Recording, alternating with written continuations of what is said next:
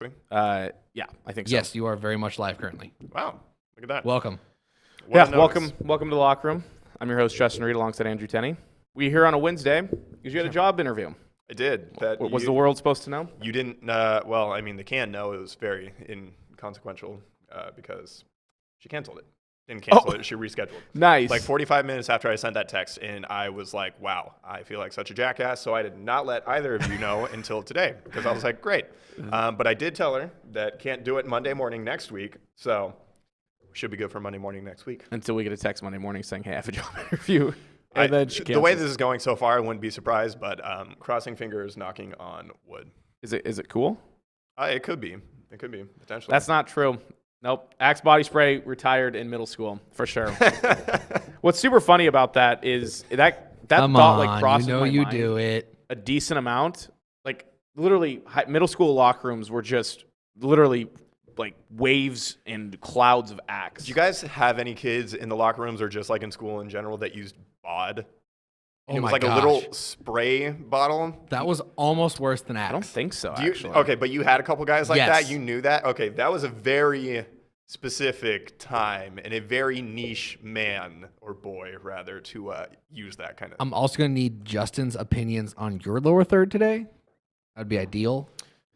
Definitely is. Always. There's not a time where he's not. Banjo-Kazooie or Confused? Oh, Oh my God. that's pretty funny. I think he missed the lead. I missed everything there. Yeah. That's cool. It's cool. I just work really hard at this job. It's fine. See, instead of actually having like topics for openings from now on, should we just shoot the shit for the first like 90 seconds of the show? Well, if we don't have anything to talk about, sometimes I want to talk about something. That's fair. We didn't. You know really what discuss Twitter it account beforehand. is really good? You know, Wendy's is really good, like a really nice, like a really funny Twitter account. But so is Moon Pie. Have you ever seen their Like- banter? Like The Like the official Moon Pie Twitter page. I can't Twitter page. can't describe a moon pie. like a moon cookie pie. cake. Yeah. things? There you go. Yeah, That's a good what- description. What else are we talking about? There's I don't don't know. know. That You're could- weird. You use Axe body spray. I don't know what kind of Twitter you're on. yeah, for sure, man. All right, we already have. Good morning, Justin. Nice. I hate my friends. I hate them so much. You have a lot of them. They're. I'm not sure how. Yeah. It's because we all suck. Do you need higher standards? Is that That- something? Maybe. Well, in some regard, my friends are horrible people. Sounds like. I'm trying to share this on Twitter. How about this? I'll share it on Twitter while you tell me about one of our why awesome don't I? Hey, sponsors. that's a great segue. Yeah. Our beloved, classic, historical sponsor, this show, LuckyBird, a Spokane-based e-commerce and digital marketing company dedicated to helping local companies scale in the online world of e-commerce and digital marketing. Visit luckybirdbrands.com to have a down-to-earth, no-pressure conversation about your digital marketing and e-commerce strategies. Can you talk for a second? No, I don't. Yeah. Sam, what's Yeah, going yeah. on? What's up? How's it going? Spider-Man trailer. Oh, dude, we already talked about this for literally 28 minutes. Yeah, we did. 10 out of 10. Did you watch it, Justin? So excited. I did watch it last night. Thoughts? Ooh, yeah. What are your thoughts? Meg the Stallion? Thoughts? Big Meg the Stallion. I don't even. I mean, I know who she is, but I also don't. Also, really know it's who not she a Burger is. King commercial that I was talking about a few weeks back. I think it's a Popeyes commercial that she's on. Doesn't she have a hot sauce with Yeah. Popeyes? I think so. Who? Meg the Stallion. I don't think she's real. Yeah. Okay, she might be real. All right, let's jump into this while we. It's definitely Popeyes that she has a hot sauce with. Yep. So the first thing I want to talk about before I forget. Actually, no. Let's go over some 66s here. So the only one that's of interest to me for the Mariners is Tyler Olson. He only played here for 2 years, but he's a former Zag, so he makes the list, just like Marco. Seahawks, Andy Heck. Don't know who he is, but he's the best Seahawk, number 66 of all time, allegedly. Mansfield Rado played from 2008 to 2010. I sort of remember him. Jordan Simmons from the last couple seasons, and currently Gabe Jackson's number 66. Jordan Simmons, I did space on that one. Yeah, Gabe is. We'll get there. I was gonna bring something up, but I do want to talk. Yeah. So the other thing that was really fascinating that I actually talked about already a little bit this morning is the renaming of Staples Center. oh, So we thought Climate Pledge Arena is bad. It is. That's a horrible name. But Staples Center, probably one of the two most famous arenas in all of sports. Not like stadiums, but arenas. You have that and Madison Square Garden, I think, are Sure. the top two. sure. Staples Center has been Staples Center for as long as I know. I don't know what it used to be before. It will now be named Crypto.com Arena. Allegedly, Staples Center had a lifetime deal. They had the naming rights forever as long as they wanted it. I guess they didn't want it anymore, which seems really weird. Probably because Staples is running out of money. No one goes to Staples. I'm an Office Depot guy. Yeah. No, that's a good take. Good take. My school supply shopping always happened at Office Depot, never Staples. So basically, I've decided that everything that Shams Charania tweets and breaks, I hate the news that's coming off of his thumbs on Twitter. It's all bad stuff. Sorry, who? I missed that. Shams Charania. Oh, yes, yeah. The guy that's competing with Woj, the guy that's in. He's only like 26 years old. I don't like that. And he's already got like the equity and the crability built up within the NBA that he has. It's honestly really impressive. Which is horrible because I guarantee you he has no credibility in my eyes. I'm sure of that. I guarantee it. I can personally guarantee that. Yeah, definitely. Yeah. Anyway, when I saw that, I was like, wow, this is going to be one of those things that is going to age me at the ripe year of 24 years old, because I'm going to be complaining about this probably for the rest of time.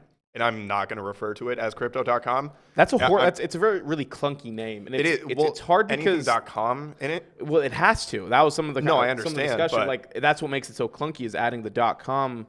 Because there's a GoDaddy arena or something, right?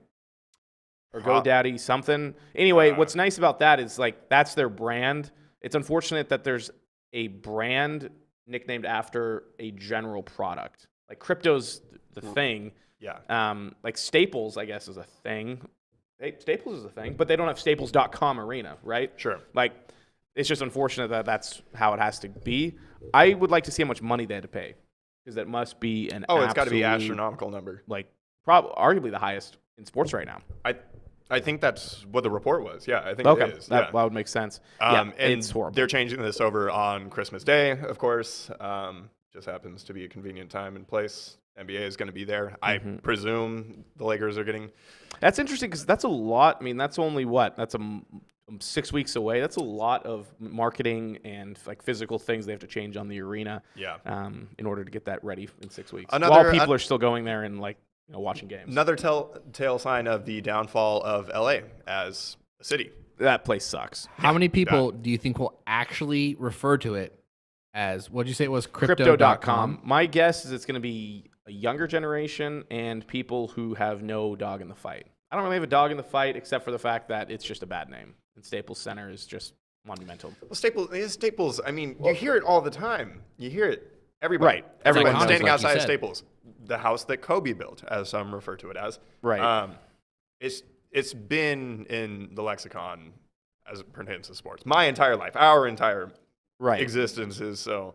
It is synonymous with Los Angeles and crypto.com. So what's interesting is if you look at, and I had this conversation this morning, there are more famous outdoor stadiums than there are indoor arenas, which seems weird considering that the arenas, it's probably because arenas I feel like get replaced a lot more often.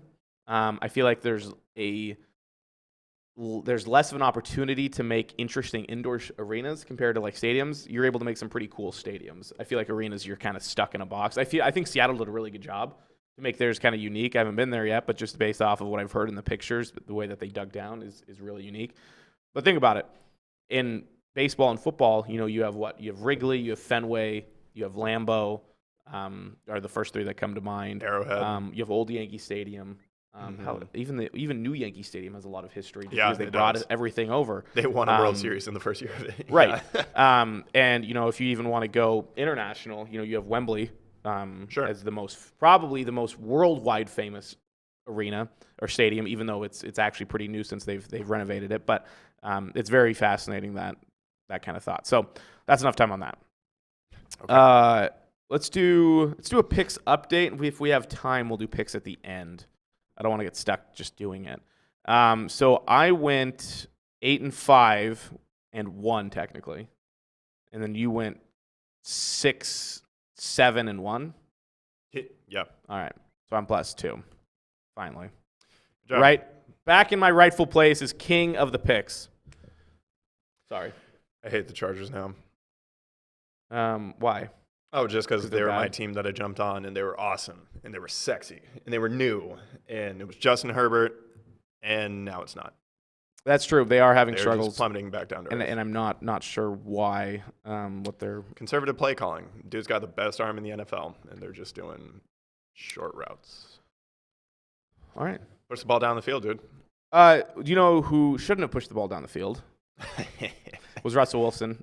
His second pick of the afternoon ended up essentially sealing the game. Oh, I'm for the sorry. Packers. Didn't I say something along the lines of, hey, his finger looked like a sausage and maybe just because he was clear that he might not be ready to go? Well, yes. To be fair, yeah, clear doesn't say 100%, but everyone talked about how he's including himself. Obviously, he's not going to say the finger was an issue, but they all said his finger was fine.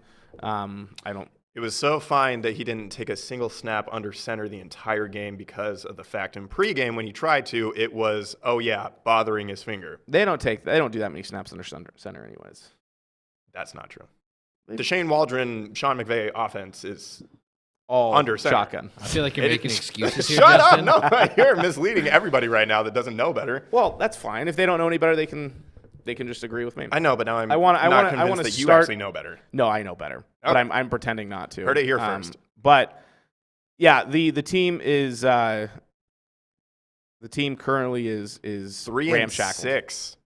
Oh, are we getting words back from your friends? I did get a word back. I did back. get a word back. You love to see the return. You do love to see it. And see, I offered, and I guess I didn't mention this. If anyone would like, should I give them my phone? I mean, everyone who's going to call is going to have my phone number. Don't give them my phone number. It gives me so much anxiety whenever I see somebody calling me. I'm like, please God, no, stop. Just go through. If it's not in my contacts, if it's just a number.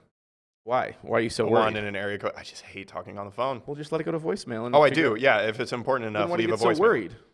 If you can just listen to the I voicemail. don't know. Could be the feds. You doing something that the feds would want? Could be the most IRS. people. You don't question it. Just don't question it. Just don't question it. Trust me. Just don't Fair enough. question it. just don't worry about it. All right. Or we do that phone. Oh. We just open it up to anyone who's watching. I don't know how many people we have watching right now. Probably 1,000. That's a conservative estimate, I think. Yeah, probably. All right. Just wait till we tell them that we got engagement with Scott Van Pelt. We'll start. Yeah, right. We did. Yeah, Scott Van Pelt did. I do have that open. Scott Van Pelt did respond to one of my tweets / yours. I don't think if I didn't respond to yours, I don't think he would've. wouldn't have.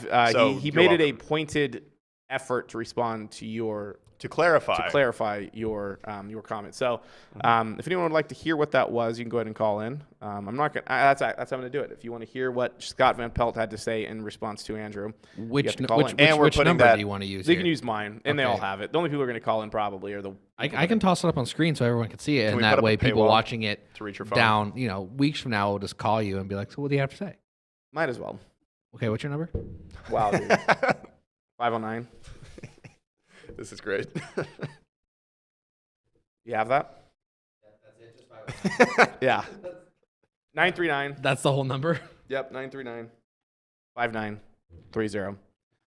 The best part is this is going on the internet. So if I was actually famous, like that would be a huge deal that I just did that. That would be a massive deal. But I'm only like halfway famous. Like I can handle it. I'd say you're over half. Yeah, I'd say like 69% possibly. 66% since that's our There show. you go. 66%. Nice. Great. All right. What else do we have here? So, yes, I do want to talk about the Seahawks. So, I want to focus specifically. Wilson had a bad game, but the offensive line has had a bad season since week 3. Like, the offensive line has been worse this year, I think, than they have at points last season, which is unfortunate because they have better players, they have similar players, and they just can't do anything. Like, Dwayne Brown has looked bad. Essentially, everybody on that offensive line has looked bad at one point or another over the first 10 weeks. It's been 10 weeks now? 11 weeks. 10 games, 11 weeks. Yeah, so I think Mike Solari probably deserves a good deal of the blame because this is the same exact offensive line that we tried out last year. Now that Except for Ethan Gabe Posich, Jackson? Sure, sorry. Getting a restricted call. This makes me think that it's buddy. either someone who's just watching the feds, or I have to answer it now. Okay. All right. Let's vet it first. Hello. Or it's Sam. It's not me. Well, I tried. We're not cool enough. Okay. You know what it is? It's probably just like the internet being able to like pull numbers off of like live video, and just now I'm probably haunted now. The internet's gonna be calling me. One could hope. No, it definitely falls on. I don't know who it falls on. They're being it falls coached on the bad. players Dude, they're too, terrible. Okay, so I thought it was. I really liked the play design of that screen pass that they ran in the second half. So did I. Where the flea flicker screen pass. I was like, wow, that was genius. That was cool. That is some Andy Reid, Sean McVay, Kyle Shanahan type crap. Oh, yeah. And then Brandon Shell didn't go out and block and at all. The same thing happened on D. Eskridge's end around. Alex Collins just did nothing. Dude, he totally did. He's like, hey, there's the guy that I'm supposed to block, and I'm gonna. No. Yeah, that was bad. Dude, it's just it's interesting. It's mind-boggling. Well, because I know they practiced that like all week, like You have especially to. on some of those, like they had to have done that play multiple times. And I know that NFL defense is going to be complex, but there's not a chance that they saw something that they're like, I don't know what that was. It's really upsetting because they have the talent, they have the skill position talent to be good. The problem is they don't have that second and third tier talent like they used to have. Because Jamal Adams has played really well since we roasted him like 3 weeks ago. Yeah. He's played very well. Quandre Diggs has had a really good year. They really haven't let up. The defense has been very good. The defense has been very good the last almost 6 weeks. It's been five. It's been since the Steelers game. They've been just fantastic. I mean, in this game against this offense, I mean, they did really well. I mean, Lambeau was cold. Rodgers missed a week, didn't really practice. He didn't practice at all. But again, he's a veteran. He's been doing this a long time. He doesn't need to practice. He's a guy who, in my opinion, doesn't need that sort of. I mean, his throws weren't off. He just wasn't finding. He also didn't open. have the best game of his life either. But he was totally functional. It wasn't a steep drop off or anything. No. It wasn't like, oh my God, he missed time, and it was very apparent. And he's like missing throws or anything. Like he wasn't doing that. Obvious missed throws. The secondaries played very, very well. Trey Brown's played very well. DJ Reed's played very well on the other side. Bobby Wagner's played better. The defensive line. The only issue with the defense right now is pass rush hasn't been getting home nearly enough. But that hasn't mattered so much because the secondary has played so well, and they're getting a couple coverage sacks, it seems like, per game.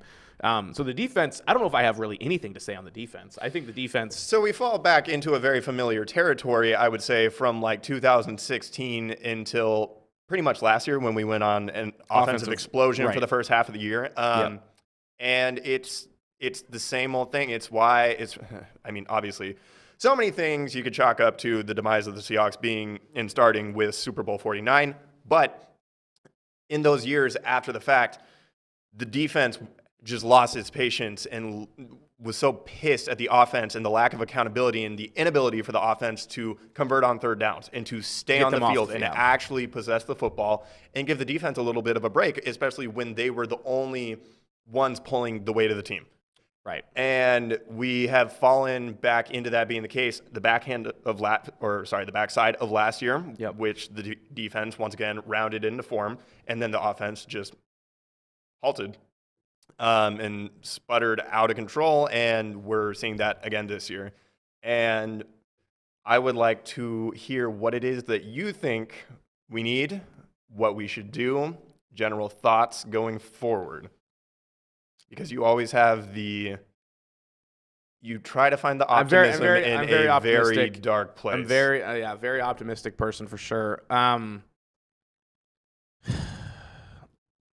The offense has the skill players to do something special. And I just don't know what they need to do as far as just playing better. Like they just need to be better. And I don't know if that means more reps, and I don't think that means more reps, at least for Russell Wilson, because that guy probably reps more than anybody else in the world. I don't know if that just means players. I think it just literally means players need to play better, because I don't think it's on the coaching staff that the offensive line has been this bad. Eventually, players have to play well, or they're not good. It's either a personnel problem or at this point in the season, it's a personnel problem or it's a players not playing up to their ability problem. Like Dwayne Brown has the ability, Gabe Jackson has the ability, Damian Harris has the ability. Others, question marks. It's either they can do it or they can't at this point, and it seems like they can't. I saw quite a few plays after the game, going back, revisiting that people are like, oh, here's Russell falling back into his old ways, which is, okay, the protection's there for once, which, you can't take that for granted. Right. Obviously, as we've talked about the problems with the line. And he's looking downfield, he's looking downfield, and it's totally covered, and he bombs it anyway, and it's like, oh, there's Gerald Everett for 5 yards. Oh, there's Will Dissly in the flat that could have picked up at least a positive gain. I think he was pressing a lot. Oh, he totally was. I think he felt he's in this position where it's either him or nobody. I think is what he feels like. Which is fair. I agree, and there are a multitude of reasons because of that, right or wrong. But another thing, yes, the line has not been playing well, but he does this thing, and it's probably because he's been so used to the 10 years of his career spinning backward and outside of the pocket. Mm-hmm. He backs up into pressure. He never steps up. He seldomly steps up in the pocket when pressure is collapsing. So I think there were 2 of the sacks where I would think that were on him. There was time in where he chooses to slide in or slide out or move within the pocket. Right. Is right back into, because he knows like the tackles are pushing the defensive ends behind him most of the time if they're successfully able to do so. In theory, right. Putting on the protection. And he never steps up. I think there's a couple problems there. First off, the interior offensive pass protection has been suboptimal. And so I feel like he doesn't have that comfortability of being able to step up. Plus, the last time he stepped up confidently, he broke his finger on Aaron Donald's head. And so I think there's a little bit of issue there. He's also, I think, based off of his stature, he doesn't have the Drew Brees ability to navigate, left or right based off of the gaps that he has. And so, like, Drew Brees was really good at moving around in the pocket and finding those. And Wilson can do that. Wilson's more of an outside the pocket kind of guy, where Drew Brees wasn't. So, like, where Drew Brees really was successful inside of the pocket, maneuvering around, Wilson's more successful getting outside the pocket and maneuvering around out there. And Brees obviously couldn't do that. And so that's kind of how I see it, is the offensive line doesn't allow for a guy of Wilson's skill sets to step up and do it comfortably, where I feel like also the Saints' offensive lines of years past with Drew Brees under center have been much better than what Seattle's dealing with. And a lot of that, I think, has to do with the fact that Seattle looks for these maulers, ground and pound kind of guys. Outside of Dwayne Brown, none of those guys on the offensive line are considered pass protectors. Brandon Shell probably is the second most considered pass pro guy on there. The interior offensive line guys are run blockers through and through. And that's kind of part of the problem, is they're not even doing that well. I feel like Alex Collins half the time is maneuvering around in the backfield trying to find the hole. Not this game. He didn't. He was averaging like 4.5 yards a carry. And right. They ran it like 15 times in comparison to how many times they dropped back and passed it. And Green Bay's defense was inviting them to run. So, no. They only like 6 guys in the box. You say that the players need to play better, and that's definitely the case. I mean, that usually is the case when you're complaining about the team. I think there's always an element of that at the least. But again, it comes back to the coaching and the decision making, and just always being bereft of any understanding of what it is that you should be doing based on what the other team is presenting to you. That has always been a thing that Pete has neglected and been stubborn about. And more so, yes, I would agree. I was going to say, I think what helped him in the past is we had the players who were just dominant, that we could call whatever we wanted and it worked, especially on defense. And I feel like they've been so accustomed to that they haven't been able to adjust on the fly very well recently. And again, but so used to that. It's been 5, 6, 7 years. But it's worked still. Again, and that's the issue, is then they get to the playoffs and it works. I mean, because they haven't gotten blown out in a game, and aside from a game or two a year, where maybe not even 2, but a game a year, it felt like over the last 5 years. It's happening more often over the last 2. But where they were like, that was a bad game. Well, okay, think about all of their wins over the past 3-4 years. None of them, the biggest blowout that they've had was with Geno Smith 2 weeks ago against Jacksonville at home. All of their wins are one possession, 10 points max. Right. Oh, yeah. And a lot of that is, again, because of the talent level that they currently have. Because, and I'm agreeing with you, they haven't altered their play style in 12 years. And they don't have the players to blow teams out like they used to. And they don't have the kind of skill players that fit exactly the scheme that they want to play. Well, they don't have the charisma. They don't have the moxie. They don't have the chemistry. It's not a team that you look at and it's like, damn, they're all in. They're enjoying this. They're all vibing, for lack of a better term. There was that for a few years, from 2012 to 2014, maybe even 15 a little bit. That has not been the case for a long time. It's a lot of discontent. Right. It's a lot of when things aren't going.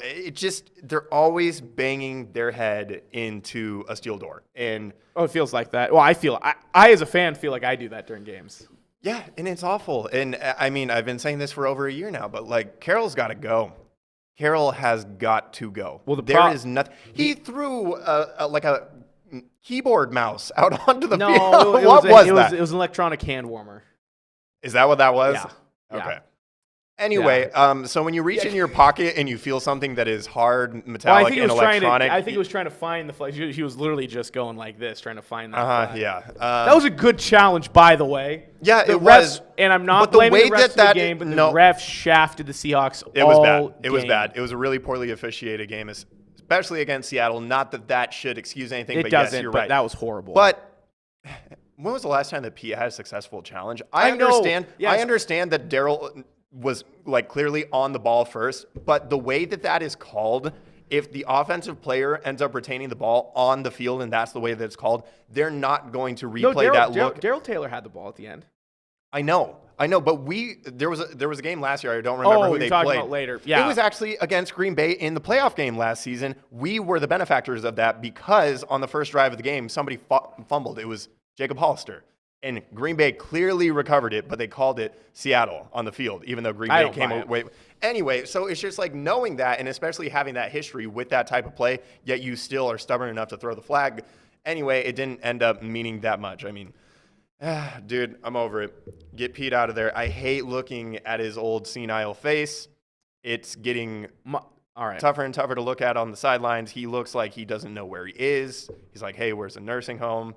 Yeah, okay. Is it in there in my pocket? He's still very with it. I have two final thoughts. My first thought is the Seahawks as an organization are better with Russell Wilson and Pete Carroll leading the team.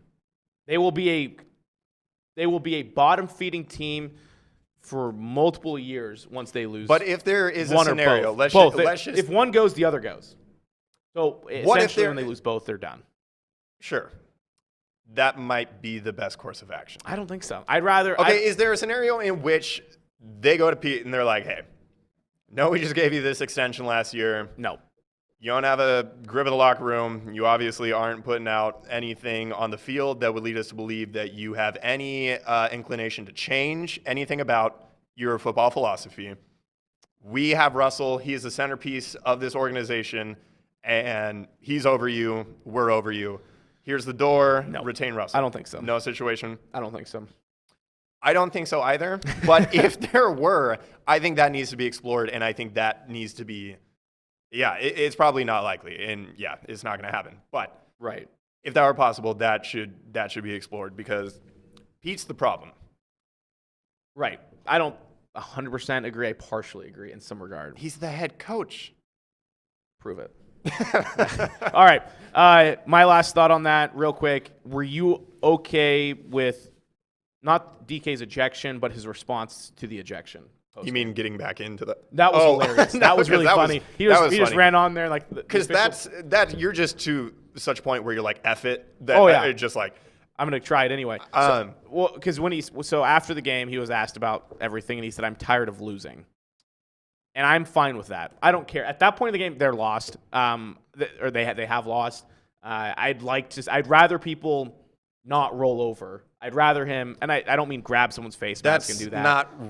Not rolling over. I don't think that's what that is. No. I'm talking about the response more so than the actual ejection. I think him saying I'm tired of losing. That's why my emotions get extra heated. I think is an okay response because I saw field goals say that's not an okay answer. And it's like, he grabs someone's face mask. Like, I don't really care. I think it's understandable given his personality, given what we know of his nature as a player. He is a hothead. A lot of the times on the field, he loses his cool almost every game. Right. At some point or another. So I understand how it could get there. I would hope for more from him, but he also hasn't given me any reason in 3 seasons to think that he would operate otherwise. Right. I appreciate more passion than if he was just a sit in the background, do nothing kind of guy. Sure. Because if you look at just the history of the Seahawks, the only person who sat in the background was Lynch. Everyone else has been, well, I guess Chancellor too. But like Earl Thomas. Yeah, but they also didn't have to. I mean, they did enough on the field that it's never like their presence was missed or lacking, or that you weren't getting something from them because they were, I don't know. I also don't really care. I don't think it's that much of like a storyline or anything to look into, honestly. I think it was just, a meltdown on DK's part. Probably. And I'm sure the guy was chirping at him about his alleged foursomes and stuff like that. Actually, part of my take had him on, and they were getting after DK hard, which was great. All right. We suck. Blow it up. Season's over. We're not going to do picks. I want to talk about the Zags. I'm going to do 10 minutes on the Zags. Okay. Did you watch the Zags game? I did. And I've been saying this to everybody, and I'll continue to say it all season long until it happens. I expected them to be not nearly as good off the get-go. I think Texas was a slightly overrated 5 at this point in the season based off of all of their transfers. Oh, 100%. But I still believe that this team has the potential to be better than last year's team. Now, I'm still surprised that they're at this level at this point in the season. I think they're getting a lot of help from some guys who I wasn't quite expecting to be as large of contributors, Julian Strother being number one. His growth from essentially playing no minutes last year, playing a couple mop-up games, occasionally coming in for a guy who had foul trouble at the end of the first half. His growth from last year to this season has been probably the largest discovery. I think Anton Watson has potential to be kind of up in that area as well. But we saw this last year. He did the exact same thing last year. He started off the season very hot, very aggressive, and then kind of lost some of that aggressiveness. I think Chet Holmgren has done exactly what I would have wanted to see from him at this point. I think that Texas game was a perfect example of that sort of team-first mentality that Jalen Suggs had as well. Because there were games last year where Suggs didn't show up. Yep. Where he just had no points. Yep. He had a couple assists, a couple rebounds, and that's it. But he was vitally important. He drew defenders to him, played lockdown defense, and was just a solidifying force on both ends. And Holmgren's done the exact same thing, in my opinion, where on offense, he doesn't make any stupid mistakes. On defense, he's an intimidating force. There was a really nice point made by Sam, I don't know how to pronounce the last name, Veccine, Vecine, the college basketball writer on the Athletic, essentially pointed out that Texas's interior points, or interior attempts, I should say, were so down when Holmgren was in. When he was out, they actually tried to attack the rim. So I don't see any negatives to this GU team outside of a potential go to this guy, he's going to make a shot. Because we had that a little bit last year with Suggs, kind of Kispert. The problem with Kispert is it seemed like there were some games where he didn't show up in the biggest stages. That's my only thing is I don't know if we have a knockdown guy. At this point, I think Holmgren could be that guy. Really? I think so because he has the shooting touch where he's a mismatch at anywhere on the court. He's kind of the last couple games. Or actually, it was just the last game. He showed off his 3-point stroke. I think he could be, but I'm excited. I think you have to be excited. Why would you not be? I mean, okay. I have a question for you. I don't expect to get anything from you on this. I think that you're going to be pretty lukewarm or uninteresting. But thoughts on Drew Timme, not so much the player, but the person who we see on the court. So I've had multiple people talk to me about this, about his antics and his personality. He's one of the most fascinating guys to talk to and interview. He's very confident, and I think it's borderline cocky because he's the kind of guy who I feel like has been kind of slighted based off of his size because he's kind of a tweener. He's 6'10". He's definitely a tweener, and he's not super athletic. He doesn't have a great build. Right. He is, and he knows that.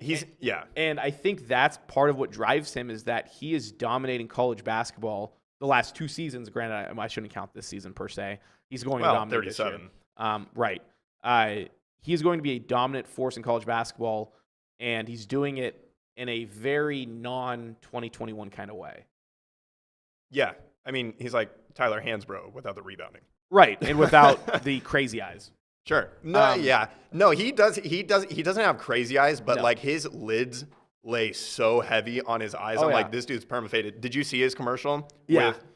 Yeah. So I don't know if you could tell, but right before they cut, he breaks out into smile. He can't hold it when he's holding the guy right in front of his face. Yeah, I did see that. I thought that was kind of funny. I only asked this because it really, obviously we were along for the ride all last year. We knew that he was doing the mustache thing the whole season. It wasn't until the championship game when they were down like 15 plus points and he threw up the mustache. And I was like, dude, you guys are getting absolutely blown out right now on a national stage. You were letting an entire community down, and you throw that up. And that's when I turned and I was like, okay, if this is still a thing going forward, I'm off because of that moment. I think because that's his way of kind of jacking himself up. Because I think at that point, I don't think it was 15. I think they got No. When he did it, it was out of reach. It wasn't when they made their push in the second half and got it to like 9 I want to say it was during a push. It wasn't. I'll have to look. It wasn't.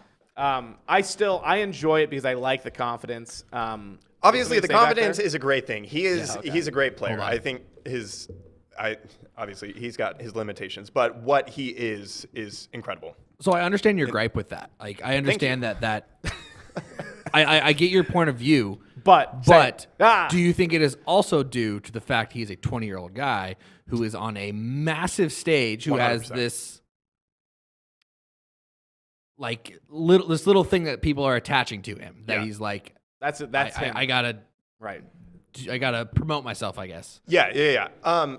100%. Yeah. And those are all things to factor in. And they're all very reasonable. And if you and I had been as big of deals as he is now, who's to say that we wouldn't be pulling some kind of shit like that? I would for sure. Yeah, I can guarantee you would. But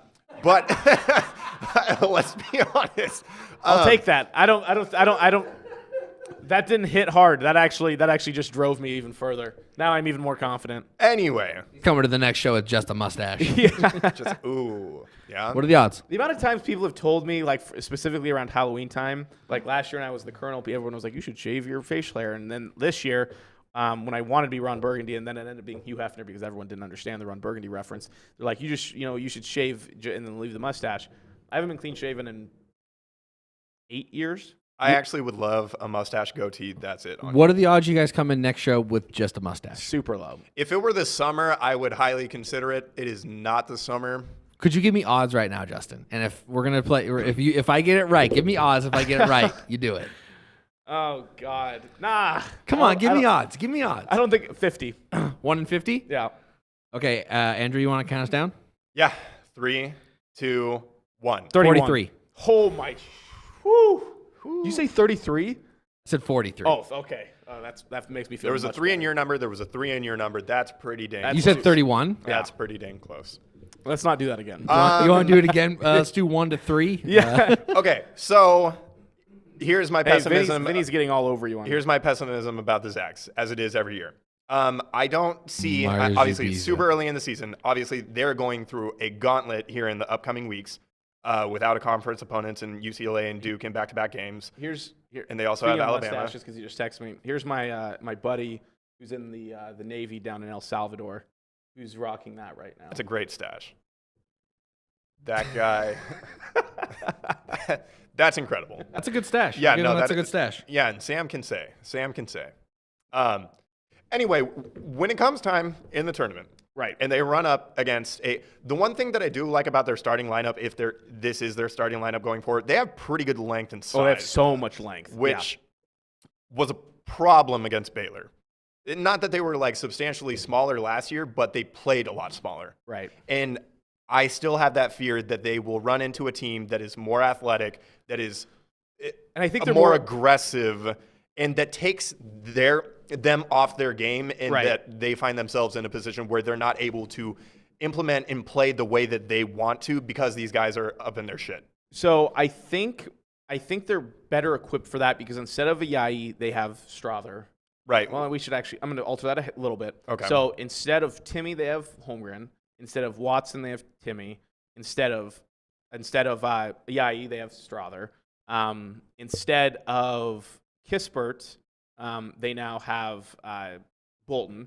Instead of Suggs, they now have Nemhard. Nemhard's like 6'5". Like he's quicker than sure than I think people give him credit for. And then you look at the backups. You have Salas and Hickman coming off of the bench, both extremely quick twitch. Hickman a little bit less than Salas, but guys who I think are better equipped to deal with that sort of quickness and speed. Because last year, Ayayi and Kispert are so top heavy. They didn't have a lot of quickness in their legs. Kispert and Timmy were absolutely exposed in the championship for their and defensive flaws. Ayayi was too. Yeah. Ayayi, the nice thing with him is he had the length to still stay in front of guys a little bit better, where Kispert doesn't. Right. Kispert was just a bigger guy, but he was struggling on the perimeter for sure. Okay, so with that being said, obviously I'm just putting this out there because I'm looking long term, and of course at this point it's championship or bust. And I mean, the way that they've positioned themselves, again, as we always talk about, over the last 20 years, do you think that potential critique is still valid? Obviously, it's very early. Probably their biggest critique for sure. Okay. I'm going to say the floor minimum on this team would have to be probably Elite 8. You never know what can happen in March. Elite 8 is the absolute lowest. And I said the exact same last year, I think, was Elite 8. Obviously, Final Four is the goal. Obviously, National Championship is the dream. But that's where they need to be. We don't know what they're going to look like. We'll really know a lot about them next week against UCLA and Duke, especially since Banchero will be playing after getting his. He didn't get a DWI. He got a aiding and abetting a DWI or whatever it was. What a send off for Coach K. Yeah. what a great grandson. All right, we got to cruise out of here. I got a meeting at noon, so let's finish this off. My jabroni, Deshaun Jackson. Let's go ahead and pop up that video. This is the punt return. From the 43. And, sorry, not a punt return. I mean, he did the exact same thing. Right. As if it was a punt return. I was watching this live, and I was like, at the 14-yard line, he makes his first pass as a He Raider. seemed so upset with himself because he realizes that there, in fact, was nobody behind him as far as the goal line, so he could have literally caught it and ran straight in with no one touching him. He didn't. But that's the second time he has done this sort of play, and the second time he has fumbled on that sort of play as well. Yeah. Raiders, continuing to Raider. Okay, so my jabroni, I don't believe I actually have any video media, but last night at the Barclays, the best team in the league, the Warriors, entered to take on KD and James Harden. Right. And they beat the hell out of them. Yeah, they did. And everybody was cheering for Steph, MVP.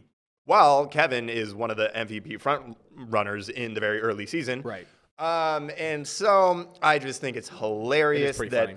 Kevin has made this choice to go to the Brooklyn Nets, and now he has one of his 3 stars not even playing, might not play this entire season, refusing to get vaccinated. Yep. That's neither here nor there. He's not on the court to play. Their team is underperforming. There's weird stuff going on in the East. You have the Wizards and the Bulls, at the top. There's some weird stuff, but they're not where they want to be. They are still third. They're 10-5, but when they've played good competition, they have not showed up. And they don't seem to have a lot of depth, and Kevin's basically having to drag the whole team. Massive contracts. And you left the Golden State Warriors, which you never should have gone to in the first place. And now Steph enters your building that you chose. And steals the MVP chance. Garners the MVP chance. So Kevin finds himself incredible player. That's big one of the all-time jabronis. Big jabroni moment. All right, this day in sports history, November 17th, 1884. Cops arrest boxer John L. Sullivan in the second round for being too cruel. There is Mr. Sullivan. Don't be too cruel when you're boxing. Those eyebrows look intense. Speaking he of looks like he takes mustaches, lives. There we go. Yeah. Mustache show. Yeah. There he is. All right. On this day in 1926, NHL. This is my buddy AJ again. 1926, NHL Chicago Blackhawks play their first game in their history, and they beat the Toronto St. Patrick's 4-1. The Toronto St. Patrick's? Yeah. Interesting. That's a great name. I would like to bring that back. On this day in 1940, the Packers become the first NFL team to travel by plane. Woo. Big ups. Yep. Nice 80 years ago. That's wild. Incredible. All right, closing time. We'll do mine real quick. Jokic, this happened. Obviously, it was some bumping going there with Morris. Now, if we talked about NBA, right? Yeah, Morris, he pushes back. A really good shove. But then, my thoughts on this, he could have been a jabroni. Morris is more of a jabroni than honest. 100%. The Morris brothers are perpetual jabronis. They're horrible. They do that. They do little cheap. And he flopped. Okay, the other thing that in Jokic's defense, Morris's hit was a lot harder than it looked, but because Jokic is so massive, he barely moves. He went in and he stuck an elbow and a shoulder under his arm. Yeah. And then he does embellish that. What would have hurt? What could he have been holding? He hit the court. Nothing hit super hard. It wasn't like he directly landed on an elbow or a wrist with all of his weight. He landed very cleanly, was able to brace himself with his leg and both of his hands. And, dude, I was so stoked for Jokic. I was like, okay, obviously you don't want to see this thing. You can't condone it. You can't do that. You do have to. But, dude, don't mess with Jokic because, one, he's got the brothers, and two, he gets ejected from games. He lashes out. He loses his emotions from time to time. And if you're going to do that, to get the MVP some respect, obviously, the Morris brothers do stupid, cheap stuff all the time. And they always act like the biggest tough guys. And it's like, okay, you're not actually that guy, pal. But they act like it. Anyway, and there even was a stumble to catch balance right as he fell. Exactly. No, he had time to land. Like, yeah. So anyway, good jabroni. Yeah. Morris brother. I don't even know which one that is. I don't think it's Markeith. I think it's Markeith. Yeah, it's the lesser. Yeah. Not that that's saying anything. Okay, so I have a little thought experiment basically, but a lot of this stuff was going on after the Rams lost to the 49ers on Monday night. But just within the context of the NFC West, the Rams own the Seahawks own the Niners, and the Niners own the Rams. Now, this has been very true, especially the last 3 or 4 years since Shanahan and McVay have gone to their respective teams. Yep. But if we take it back a little bit further, this has still generally been the case, at least over the past 2 decades, right? Because Steven Jackson always ran all over the Seahawks. Jeff Fisher Rams were trolled. Who was the head coach before Jeff Fisher? I don't even remember the dude's name. Like the Mark Bulger days. Mike Martz? Well, he was. That was he was the offensive coordinator for a while. He did get a head coaching shot at some point. But anyway, the Seahawks have generally, I mean, you take it back to the Harbaugh days. There was a Chip Kelly day in there. Steve Spagnuolo was there for a couple of years. Oh, that's right. Mike Martz was there from 2000 to 2005. That went very badly. Joe Vitt was there only for a year, and then Scott Linehan was there for 3 seasons.